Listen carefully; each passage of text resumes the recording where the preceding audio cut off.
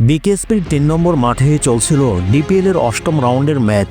Shinepukur cricket ক্লাবের বিপক্ষে ম্যাচে মাঠে হার্ট অ্যাটাক করেন তামিম ইকবাল। অবস্থা গুরুতর হওয়ায় মোহামেডান স্পোর্টিং ক্লাবের অধিনায়ককে দ্রুতই হাসপাতালে নেওয়া হয়। লাইফ সাপোর্টে রাখা হয় তাকে।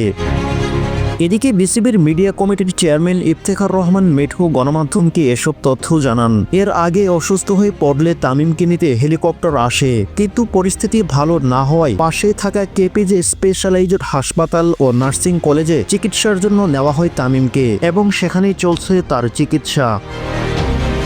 মোহামেডানের ফিল্ডিংয়ের সময় অসুস্থ হয়ে পড়লে তাৎক্ষণিক বিকেএসপির মেডিকেল সেন্টারে প্রাথমিক চিকিৎসা দেওয়ার চেষ্টা করা হয় এবং পরে নেওয়া হয় হাসপাতালে। মোহামেডানের কর্মকর্তারা তামিমের সঙ্গেই আছেন, বিসিবির কর্তারাও যাচ্ছে তামিমকে দেখতে।